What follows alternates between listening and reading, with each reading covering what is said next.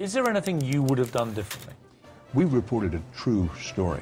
Our colleague Brian Williams is back in Kuwait City tonight after a close call in the skies over Iraq. Controversial Supreme Court nominee Brett Kavanaugh and questions about Kavanaugh's drinking in the past. Sean Hannity, come on up, Sean Hannity. Today, Andrew Cuomo is having a moment.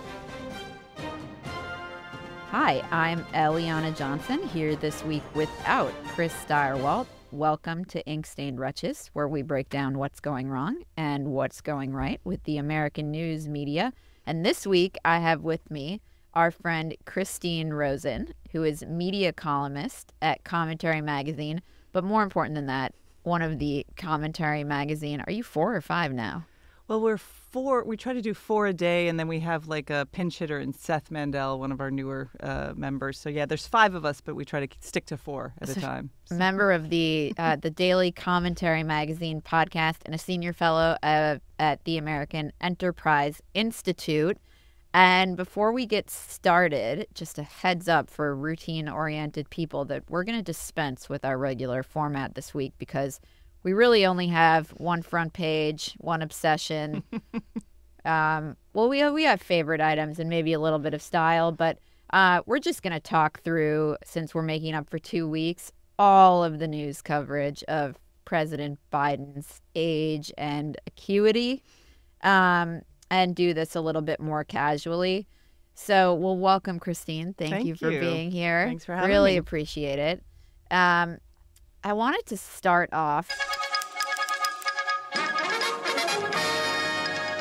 talking about let's see, this piece was done a week ago, early July, CNN's piece by Hadass Gold.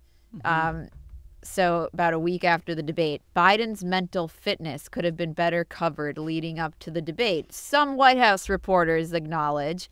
And the piece had a couple telling lines that I thought it was worth talking over. So she writes, several White House reporters told CNN that the coverage of Biden's age and his mental stamina should have been pushed harder.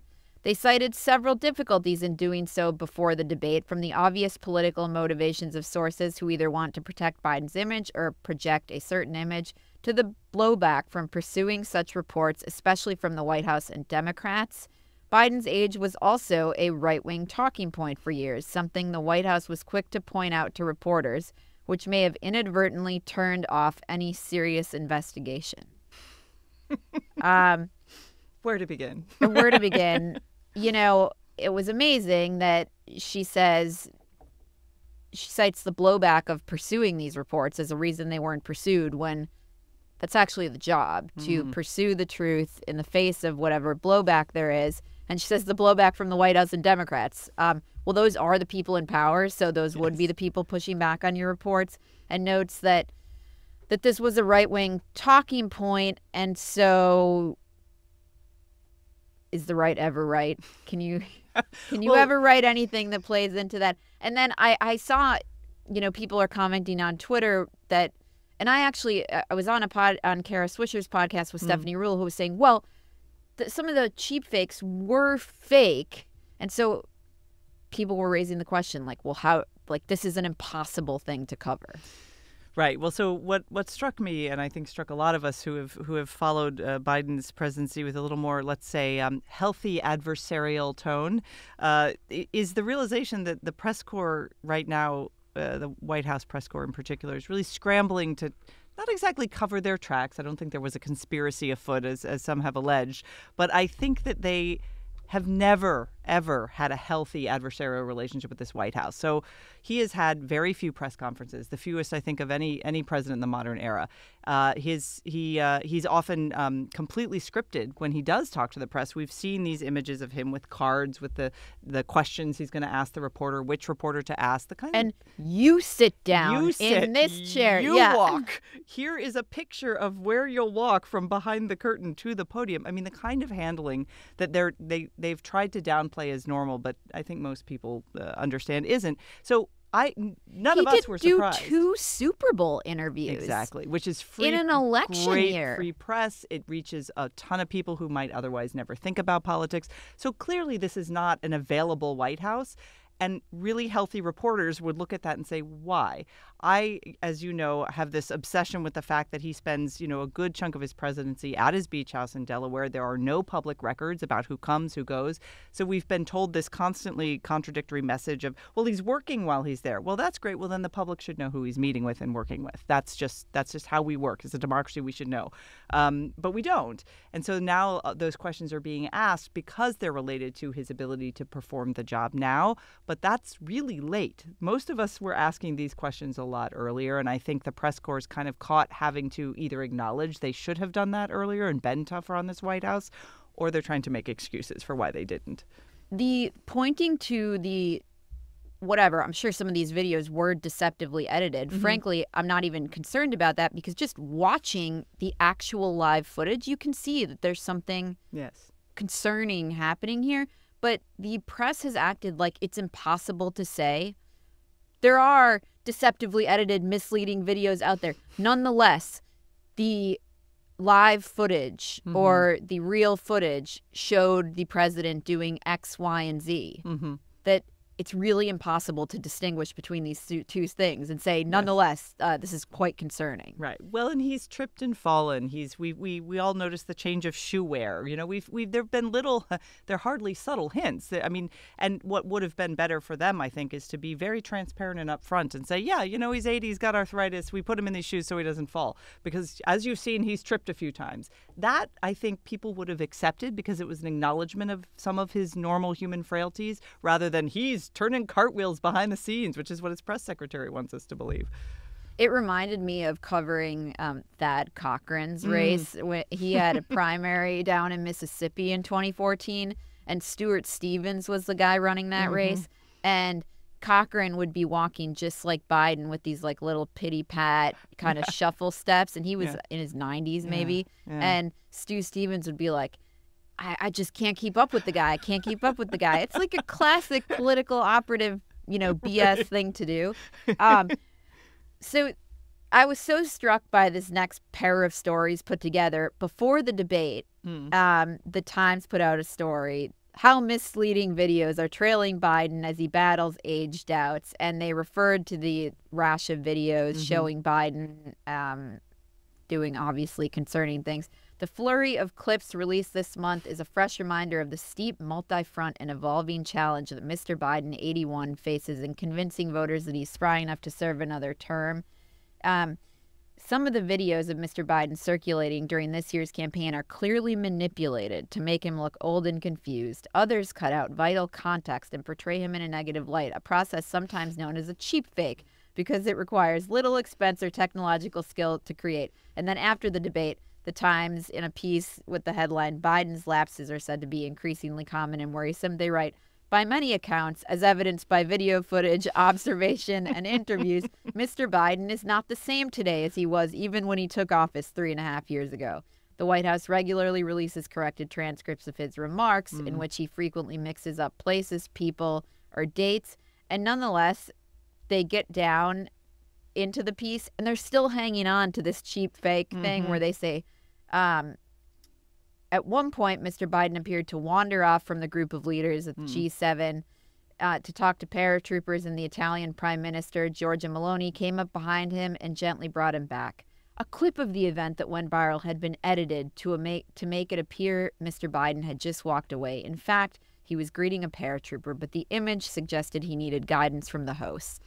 So they're like betwixt and between now, trying to account for this story they did before the debate, but to say the video footage does show some concerning things. Well, it's interesting to see they're really rushing towards a nuance suddenly, right? Suddenly it's, it was misleading here, misleading there. I mean, the irony is their definition of cheap fake. I remember reading it to my teenage sons. They're like, that's like how you make a TikTok video. You just kind of cut and paste and you make things look a certain way. None of this would matter. And the weird effort on behalf of the Times in particular to really make that cheap fake idea spread in the week or so before the debate. None of it would matter if it didn't stick with the public and with fellow Democrats who know that they actually do have a genuine concern that he will wander off in public space, that he won't pay attention when he's talking to world leaders. We now know this post-debate because some of those world leaders have told the press, oh, yes, well, a couple of years ago, we had to schedule an early dinner with the German chancellor because we were afraid Biden wouldn't make even a 5:30 dinner, which he didn't. He had to go to bed. So this has been common knowledge among a lot of world leaders and certainly the journalists who cover them. They are on all these trips. They have seen him often, day in, day out for years now. So, again, I don't think it's a conspiracy. I think they all thought they were just being polite and respectful of the office. But these are not people who were polite and respectful of the office when someone with an R after their name is in it. Then it's they tend to assume the worst and attribute to a president whose political values they don't share a lot worse things. So I think the Maloney video in particular, I always try to go and watch the whole clip to see if it is being sort of turned into alarmist, imagery. But he still looked a little confused and out of it, even though, yes, I think he was wandering over, but he wasn't supposed to walk away from the group. Right. He was supposed to be with the group, and everyone else knew that rule. So, yeah. I think their presumption in covering Trump or Republicans is that they're being fed a line, and that it's particularly with Trump that he doesn't deserve the office that he holds. And with Biden, that this is a good guy, all the Hunter stuff, that he's a good father, that he's grieving. And the debate was a little bit of a turning point because I think they realized, oh, my gosh, this guy's going to lose and he's going to lead Trump back in. But also that maybe these aren't such good people. This is an underappreciated point, and I'm glad you said that, because anyone who's followed Joe Biden's career which began before I was born, so he's been here a long time, knows he's actually not that good a guy. He's kind of nasty and full of himself and lies all the time and has lied. It knocked him out of an earlier presidential race because he got caught lying and plagiarizing his own life story. The same is true of good old, and I'm scare quoting this purposely, Dr. Jill Biden. She has a reputation for being kind of difficult, entitled, not super great to the people who are around her supporting her. And I think for a lot of denizens of Beltway politics who have followed this family for a long time, none of this is a surprise. They also, they're very insular. It's Dr. Jill, Hunter, and Valerie, right? His sister, and then his brother's sort of orbiting there, making whatever grift-based money he has. So they are a known entity in Washington. And so I think for the American people, they bought the bill of goods of lunch pail Scranton Joe, all this stuff, corn pop nonsense. But if you've known him in Washington, he's not super well liked in that way. Meghan McCain was on a Zoom held by Mark Halperin, and she went on this rant. Might have been the day after the debate, where she said, I was furious watching the debate, and talked about the way that her family protected her father from public view when he was declining after he was diagnosed with brain cancer. Right. And so that the American public would only remember him at his best. Yeah. And she said how shameful she thought it was that the Biden family wasn't protecting him in the same way. And it does, I think, expose another aspect of their nastiness, that they would allow him to humiliate himself in this way when he really does need some kind of an intervention by loved ones. No, it's true. And it's a sort of it's almost Shakespearean end, to a very long political career. And I don't agree with Joe Biden on a lot politically, but he has had this, very long arc of public service. He has long wanted to be the president. He finally gets there. And as he begins to decline, everyone around him will not let him leave. And so it does become a kind of, he can't even abdicate. If he was a monarch, they will not let him because they are invested in his political power. And I think there is something almost tragic about that, the way his family is handling this. Barton Swaim in the Journal had a column about the CNN piece that commented on White House reporters and their regrets, which I thought was great. So he wrote in a piece on CNN's website, gently asking if the White House press corps dropped the ball on fully covering Biden's limitations. Reporter Hadass Gold can't help defending her tribe. Like all past presidents, she writes, Biden has good days and bad days. And we've seen that line in the New York Times and elsewhere. It can be tricky to report on something as difficult to define as a person aging when his opponent is a convicted felon who regularly lies and has threatened to use the government to go after his political opponents. And Swaim writes, every part of this paragraph is laughable. It's false that all presidents have good days and have good and bad days in the way Mr. Biden has them. It isn't tricky to report on a person aging if that person is the president of the United States. Mr. Trump's conviction for falsifying business records in furtherance of an unnamed separate crime isn't the reason Ms. Gold and most journalists and Democrats are desperate to keep him from regaining the presidency. Mr. Biden also lies with some regularity, and it's rather amazing, is it not, to think that journalists would be so worried about a president going after his political opponent that they would shade the truth for another president who goes after his political opponent. Exactly. And then he says, what I object to most about Ms. Gold's aside, though, is the premise. Most of the press has been studiously incurious about Mr. Biden's diminished state since the 2020 campaign, long before Mr. Trump seemed likely to be his opponent in the 2024 election, and even before Mr. Biden was the 2020 nominee. Yes, the incuriosity is an important point because it's not just that people have political bias. It's the choice of how to frame a story. But most importantly, it's the choice of whether to investigate and report something at all, right? You know this. I mean, what you choose to look at and examine deeply matters. And so by willfully saying this is not something that's seemly for us. And I remember that at the very beginning, people sort of like, this is ageism. I think now people are saying this is ableism and ageism to even ask these questions. This is a kind of desperate attempt. Why should we have an able president? Right. Why not? Crazy. He can, this is well beyond what we need. But that part of it strikes me as going to the heart of a lot of the rot in mainstream media right now, and it's been exposed. It's like the dry rot in a house where it can look like the house is in one piece, but you can punch your fist right through the wall and everything around it crumbles. And they know this. They're aware of this now. So I think that's why you are seeing a lot of revisionist history in the immediate aftermath of the debate by journalists. But going forward, they should be tough. I was always glad when the press corps was tough on a Republican president because that's their, as you said at the top of the show, that is their job. But I think the protective bubble that Biden has had, again, I don't believe that they haven't seen this with their own eyes. They have seen it. They didn't want to believe it. And as you point to, politically it was useful not to believe it until now. This is why I think it's useful to have ideologically diverse media outlets because, we at the Beacon, we know that the mainstream media, every day they wake up wanting to cover Republicans. And for the past 4 years, 75% of the headlines, if you read Politico Playbook, every day the headline is about Trump, right? Who's not the president. Like, it was so hard to be like, could you guys cover but he wants to be Eliana. Cover the Biden presidency, like the people actually in power. And I think it is useful for the people who like really feel it in their kishkas about the other guys. And it demonstrates, I think, why it's so important. And what we saw with Biden is these people don't feel that way about the Biden presidency. No. They don't have the same desire to ferret out the truth, hold these guys accountable.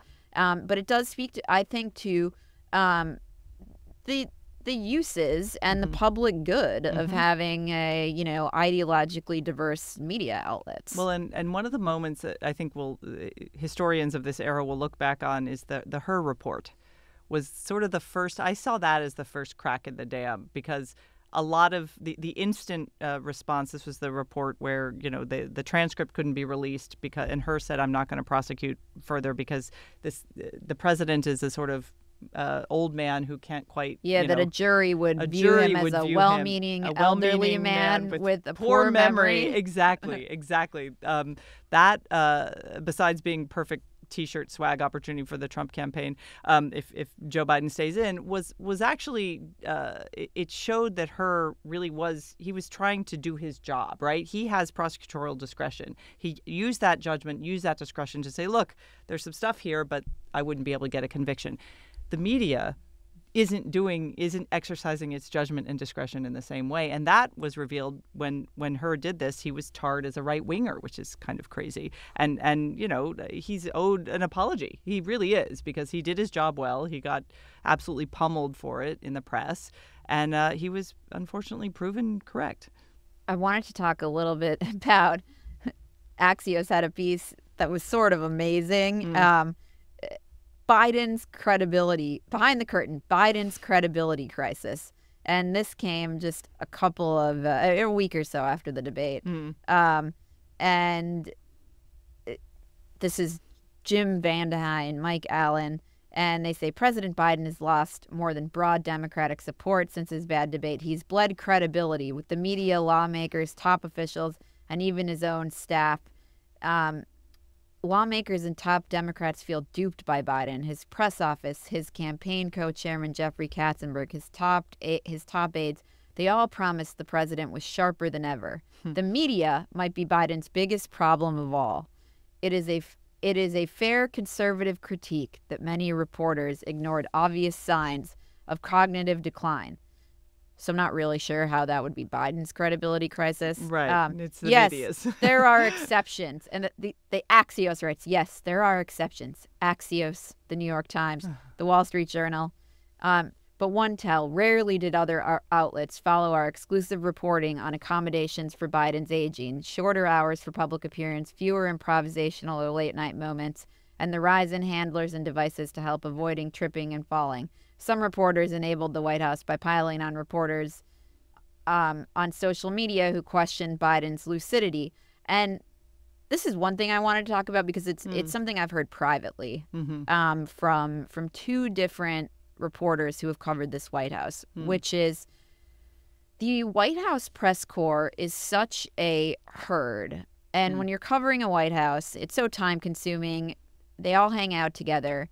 And then these guys seek approval and depend to a certain extent on the White House for sourcing. And my understanding from talking to White House reporters is that the White House has named and shamed and gone after viciously on social media mainstream reporters who have done negative coverage of the White House, and then behind the scenes crapped on those reporters to their colleagues and tried to weaponize their colleagues against them, turn their colleagues against them. So the people I've spoken to who have written critically about this White House have said it's been an isolating experience because of this herd mentality in the White House press corps and the way the White House has effectively turned reporters against each other. And it's interesting, like that's well done, I guess, on the part of the White House. And shameful on the rest of the press corps who has allowed themselves to be used by the White House in this way. That it is. It sounds like Mean Girls or something, but it does actually explain the incompetence of Karine Jean-Pierre as press secretary, because she's not the one doing that. I don't see her like she's very bad at her job, which is to lie to the American people. That is the job of most press secretaries.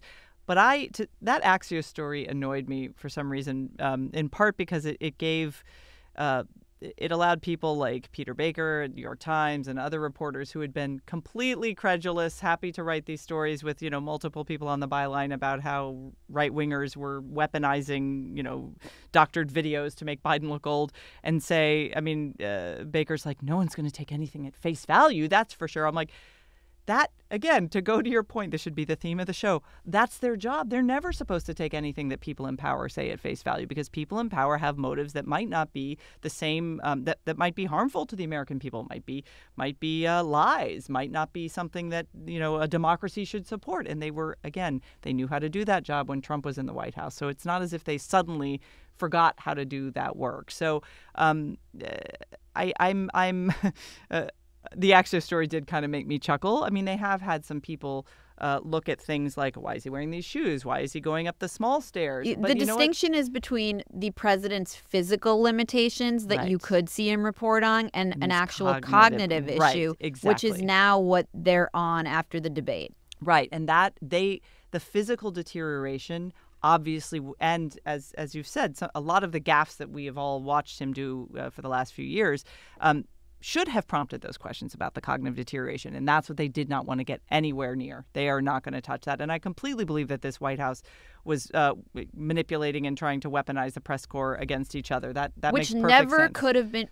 never could have happened under Trump because the press was unified against Trump. It was us versus them, and Trump's demonization of the press, public demonization of the press, helped that happen. But also, if the Trump White House behind the scenes had tried to do that, the response of reporters would have been, "How dare you?" Exactly. It would have instantly been a front page story that they were trying to do that. It would have been 100%. It could have never happened, and I do think that because.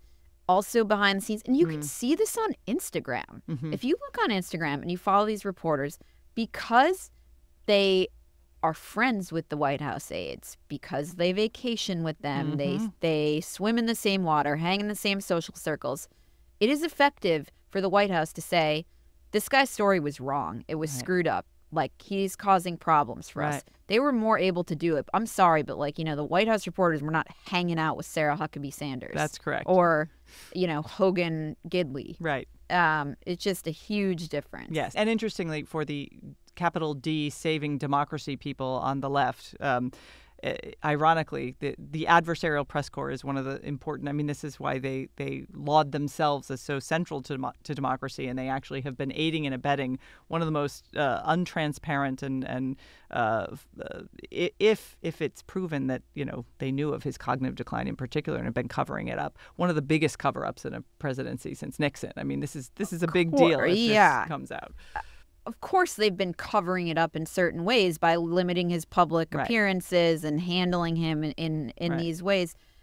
What's so interesting to me is that all of these Democrats now who have their backs up against the wall and are saying, oh, the guy should drop off the ticket. Like, someone actually did run a primary campaign against him saying he's too old. He's not going to be able to serve till he's 86. He's going to lose. All the arguments these guys are making now were made 6 months ago in January of this year. Yes. And Representative Dean Phillips was Dean. shunned. Yes. He was shunned and pushed out. He resigned his position in House leadership. Yeah. He was shoved out of the party. And now, when Biden is actually won the primary, they want to overrule the votes of all these primary voters because he's going to lose. And as far as I understand it, if he can't do the job, he should resign. But your fear that your guy is losing is not actually the reason to shove the guy off the ticket. Well, and this is the other thing that they don't want to... For the Democracy Party. That's what made me think of it. Like, guys... The Democracy Party has another existential challenge right now. And you saw this with Nancy Pelosi absolutely imploding on national television the other morning with her, I just want him to decide. And they're like, Nancy, he has decided. He's in it to win it. And she's like, well, maybe he should rethink that. Here's the problem. If he can't do the job as of January, he cannot do the job now. And that would force the Democratic Party and they should, to 25th Amendment him and get him out of there. They should say he's impaired and he should resign now. Right. The George Clooney op-ed that was published in the New York Times yesterday. So glad he's running our country, right? Was so Thanks, George. honest about this. They said he should step aside because he can't win. And not only can he not win, they're going to lose the House and they're going to lose the Senate. Yep. Well, first of all, the guy hosted a fundraiser for him 3 weeks ago. Why did he say it? He said, this is the same Biden who saw at the fundraiser. He said nothing. He said nothing about his concerns. They raised a lot of money that night, too. $27 million. He said nothing about his concerns. He said he's been seeing it for the past 4 years. And they had their time for choosing in the primary. They did. Well, and it's interesting, isn't it? Because one of the right-wing conspiracy theories I enjoy indulging in listening to some people who believe this is that behind the scenes it's always been Obama. He is the puppet master, and et cetera, et cetera. I don't believe that's true, although I do believe he definitely has people in Biden's administration who are in close contact with him in terms of strategy and whatnot. But the new argument now is that Clooney was the Obama shot across the bow. It was, okay, you know what, this guy and I are buddies.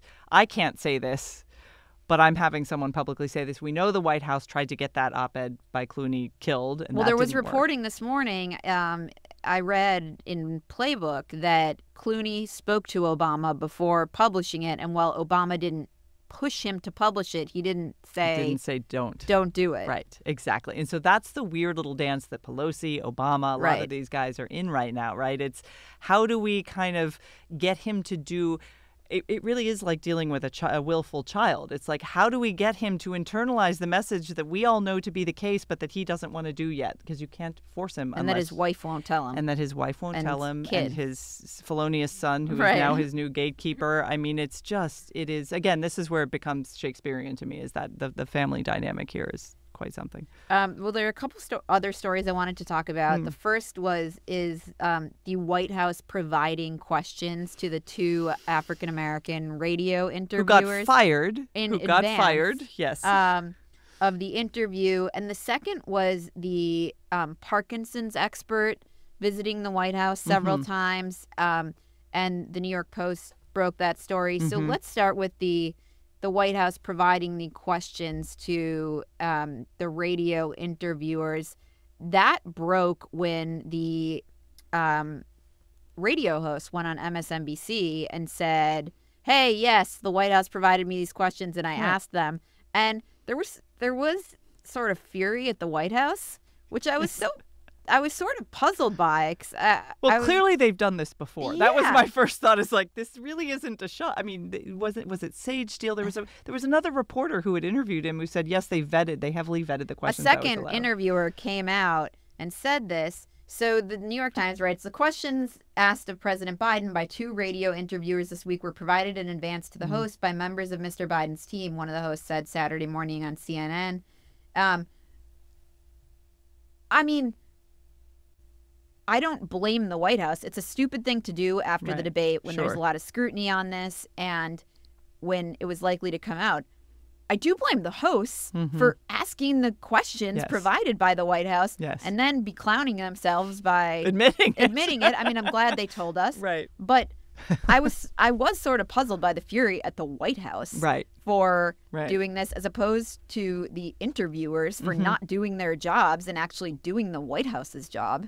Well, and it's funny because I immediately thought, I mean, it's scandalous, and one of them did get fired. But more scandalous is the fact that this is the president who really doesn't ever go anywhere, including private fundraising talks, without teleprompters anymore. So it's clear that he really has to be managed in every situation that might remotely have a public impact, whether that's a radio interview, and we saw this when he phoned into Morning Joe the other day, the shuffling papers and the let me read my list. And so he clearly can't even do the bare minimum to reassure his own voters who are desperate to have him hang on and just win, and then whatever happens after happens after. But the American public is suddenly waking up and looking very closely, and some of the press corps now scrutinizing this. He is managed all the time. Well, but we've seen this. You know, we've seen in the press conferences, the few that he's done, where he had photographs of reporters and a list of what questions they were likely to ask. Right, with the answers. Exactly. We've seen these note cards, and we've seen him have note cards of his own staff. Yes. And where they were going to be sitting. So it really, and that was poo-pooed. The New York Times didn't write about that at the time.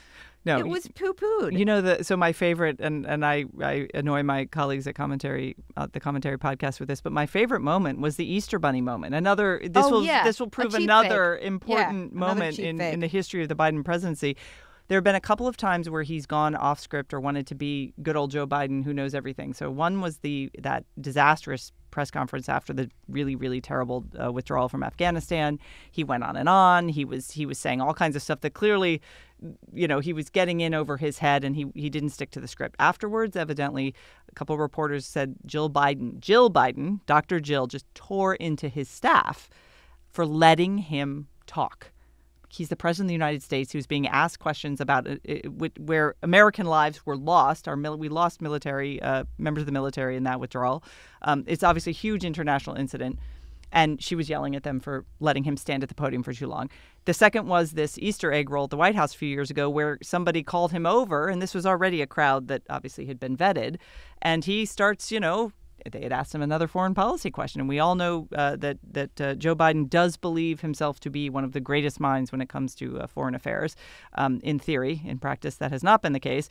But the Easter Bunny, a staffer from the White House dressed as the Easter Bunny, had to come out and beckon him away from the, I guess there were probably some members of the media in that group, but a scrum of the public that was there wanting to see their president. He was not allowed to interact. And the bunny had to move him out of frame and get him to safety, the Easter Bunny. So that, for me, that moment was extremely revealing. Again, not really reported in any way, shape, or form as a potential problem. You know, the Dr. Jill reaction to this stuff, which we also saw a ton of reporting on this after the debate, is another aspect, I think, of the poor character of this family, where after the debate, the reports were that they blamed the staff and blamed his preparation, Right. Which, you know, how dare they? Right. How dare they publicly throw their bring own stuff- people under the bus? I mean, That's, yeah. the prep was clearly not the problem for Right. this. Oh, he was over-prepared and too many facts crammed in his brain, and he traveled 2 weeks beforehand, Yes. and this, that, and the other. I just thought was astonishing and embarrassing. Yes.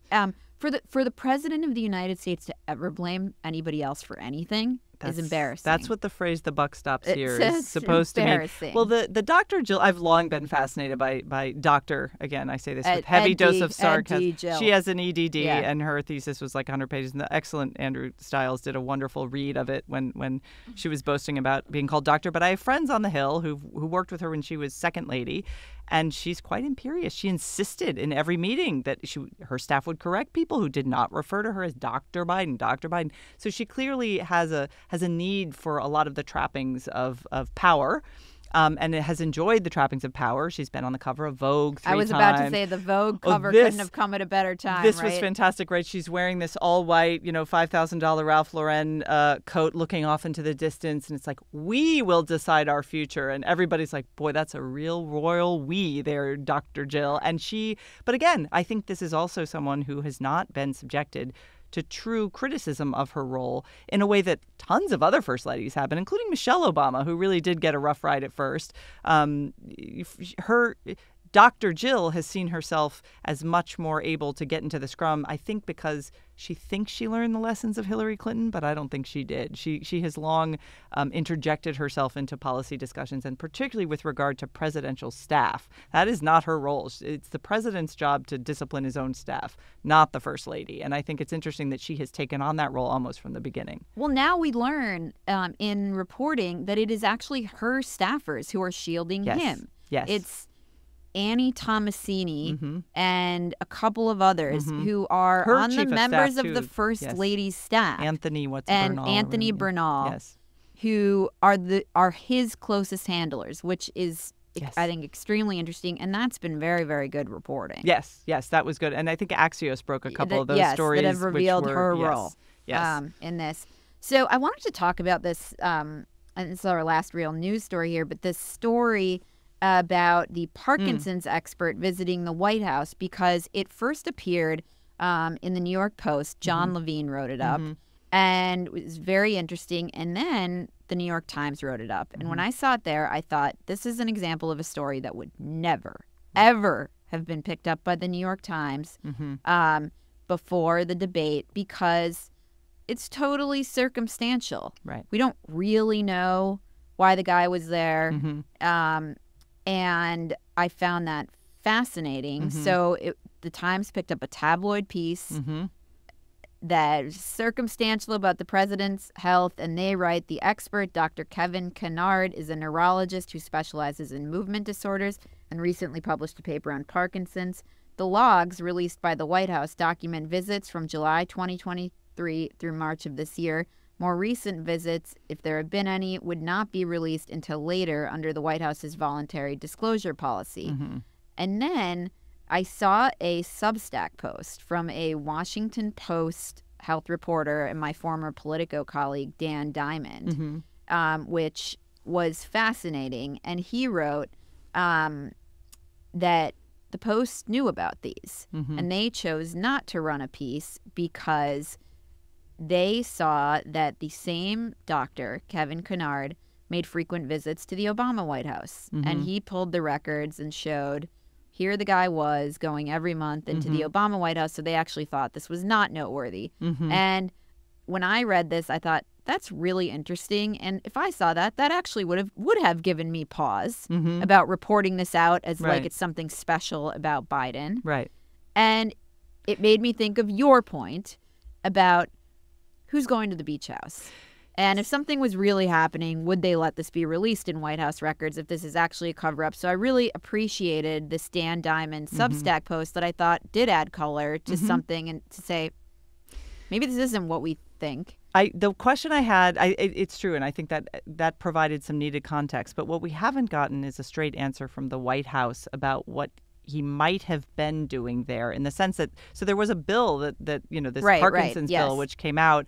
It could have been very easy for them to say he was coming to consult about this bill, even if it wasn't true. But like there is a simple answer, but they didn't choose that answer Or either. they could have said he's been coming to the White House monthly for a decade. Right, exactly. So the fact that they chose neither of those and this is in the period of greater scrutiny suggests to me that they don't want to implicate themselves in any way right now. They're being super cautious about what they say, and that's where you saw again Karine Jean-Pierre had a couple of missteps and had to backtrack on something and she say had he said. Actually did see Biden for his physical because he Biden sees was a in the room. neurologist every physical. Well, and then she let slip that he's actually under he's talking to a doctor several times a week, as if that's completely normal. I was like, wow. I mean, unless you're Elvis, that's sort of unusual. Like, you don't usually have a doctor, that he always has medical staff around, obviously. But it's the way the White House is responding to that. That's a gimme, right? A Washington Post reporter saying, actually, look, this is not that unusual. That instantly should have brought some planted story or response from the White House directly saying, yeah, exactly. It's totally normal. But they haven't said anything. And I think, again, it heightens the suspicion. The circle is getting smaller and smaller. And who is in control, who is in charge is really it's a real question right now. And I heard Mark Halperin say on yesterday's Zoom, I'm so into these Zooms. They're great. They're so Mark good is to wonderful. Say, yeah. Biden's going to the beach for a day this weekend, and he said if you're reporting, if your outlet is sending you there, get there super early because who's showing up there? Yeah, who's coming Nancy and going? Pelosi going to see him? Yeah, like who's Chuck showing Schumer, up? Barack Obama. Well, in this, and I never like to say I told you so, but this is the one time where this has been a true hobby horse of mine from day one, mainly because I didn't believe that he was actually getting work done. So I just wanted proof that, he was like chilling at the beach house. Because I know, look, presidents always get scrutinized for this. So Obama would go to Hawaii, Trump played golf, or watched too much TV.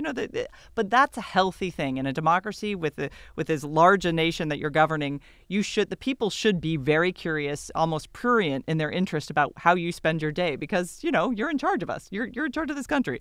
So I'm glad to see that vindicated. We'll see if he releases. They did, I think, acknowledge that or claim that no neurologist had visited him at the beach house. They made it. But again, the way that statement was worded really sort of triggered more questions from me. It didn't reassure me. Let's put it that way. Well, let's do since Chris is not here, I'm going to do two favorites. Go for it. One is my intellectual favorite that we can end on. But first, my real favorite moment of the week was when this quadruple board certified physician appeared on MSNBC to talk about what condition Biden might have.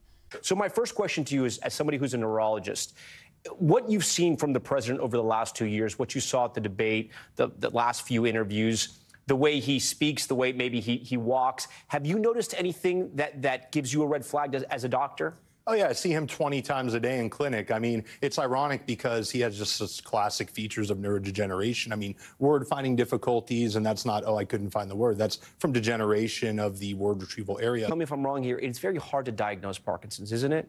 It's not simple. I mean, I've heard that it can be. It's one of the easier movement disorders to diagnose, actually. Right, but it's so clinic. There's very little other. And I'm a Democrat. I always say about this. Right. It's just like this guy is not a hard case. But I've had relatives who have gone through neurological issues, and I've heard that sometimes Parkinson's is not very easy to nail. You have to take a lot of tests. It's early on. If you're just presented with like hallucinations, that could be a variety of things, or just the cognitive problems. That could be Alzheimer's versus Parkinsonism, and that becomes a little nebulous. But once you start manifesting the hallmark motor symptoms, slow movement, rigidity, mass facies, hypophonia. I mean, if a med student did not pick Parkinson's on the test, they'd be remediated. That was just an amazing television interview. I could have watched that for an hour.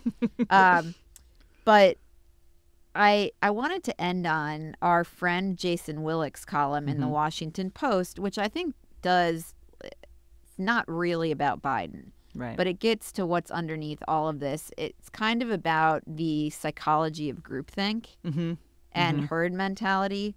And I thought it was probably the most interesting thing that I've read since the debate, just about what is happening in this city. And my favorite paragraph in here is where he says, after the debate, NBC's Chuck Todd declared with alarm that, quote, Biden looks like the caricature that the conservative media has been painting. Or was it Biden's supporters who had painted a caricature? Philosopher Crispin Sartwell had a point this week when he wrote that it isn't Biden's fault that each of you was incapable of noticing the problem until you all noticed it together. And he writes about really the psychology of everybody changing their minds at the same time. So he says, I found the past 2 weeks eerie for a different reason. The reversal of knowledge-making institutions on the question of Biden's age has been so sudden, so violent, so herd-like in its uniformity that it calls into question the very ability of America's elite, as Biden rightly calls his media cheerleaders turned critics, to form opinions based on reason rather than fear. And he concludes by saying, whether Democrats opt for stability or change with Biden, the episode is a signal of debility in institutions outside the person of the president. Yes. Well, so what's great about this piece is that it goes wide, as they say. Yes. And it touches on a couple of things that, because we've all been obsessed with the details in the immediate aftermath of the debate, we haven't had a chance to really think about. But we are a very low trust society right now with very low faith in institutions, particularly the media, where people's trust in the media has been plummeting significantly in recent decades. And the groupthink thing, we also are a country that loves to nurture some good conspiracy theories and theorists, and we see that all over the internet. And this issue of what's a more motivating force for tribal loyalty, fear and anger, or prevailing values or appealing to people's values. So I think the Democrats up until recently thought they were the party that was like, we're for truth, we're for democracy, we're not fascists, we're not like those terrible other people who all follow Trump. And I think what this episode and their turning on a dime suggests is that they're just terrible in a different way. And people are starting to see that, including their own voters who were the people who were the canaries in the coal mine of Joe Biden's senescence. They are the voters who, when polled before the primary process, said, he's probably a little too old. Like, we like him, but he's too old. And it took George Clooney writing that, I love Joe Biden, but first of all, we shouldn't love politicians. Never love a politician. We will have our heart broken. But this idea that, he's such a great guy, but he's not up for the job. His own voters were saying that. The institutions that uphold the president and the media in particular didn't want to hear that. So they just didn't. They chose willfully not to hear it. And now they can't avoid it because it's being screamed at them day in and night.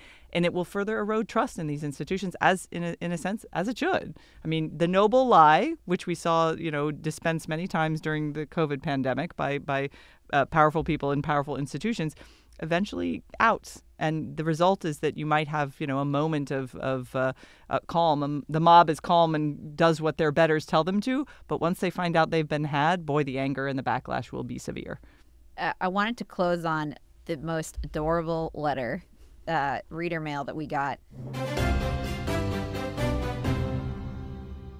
Eliana and Chris, our young family of 6, loves the podcast, and my eldest daughter shoots disapproving glares if I dare listen without her. She also frequently says woof now, so thanks for that, Chris. In one of our more ill-advised parenting decisions, my wife and I allowed our 4 kids to watch parts of the debate. What we received in return was a Sunday paper that I believe amounted to everything I expect from journalism. We laughed, we cried from laughing, and we found multiple reasons to complain. These yahoos need an editor. Our younger daughter even included a style section. We thought you would get a kick out of it, and they would be thrilled if they knew their favorite media critics sampled their wares, so I'm sending a copy. The kids' names are Rachel, Josh, Anna, and Nate. You should keep them in mind for future employment. Keep up the good work. That's from A.J. Stewart in Manassas, Virginia. And he sends pictures of this amazing paper. Great. That really phenomenal. The kids did. So they write, breaking news. The Biden versus Trump debate took place on Thursday, June 27th, 2024. The results were as expected. Biden acted old. The rules helped Trump more than Biden in the respect that when Biden was speaking, Trump's mic was off. Biden arranging this debate only helped his downfall. Trump is sure to be our 47th president. Sad face. It is so good. So we will include. There's a whole picture. Kamala story that was my personal favorite. Oh my gosh! And then there's drawings of Biden and Trump, and the quote from Trump is "I won bigly." There's a wonderful sketch by, I think it was in Josh's section, a wonderful cartoon version of Trump that's one of the best I've seen. Like, it gets the hair, it's spot on with the hair. This is, you know what? Great media coverage of the debate. We absolutely loved it.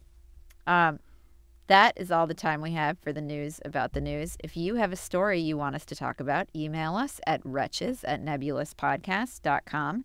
That's wretches@nebulouspodcasts.com, and sign up for our newsletter at nebulouspodcasts.com. This has been Ink-Stained Wretches from Nebulous Media, produced by Colin Chicola. Find us on iTunes or wherever you get your podcasts. Just search for Wretches.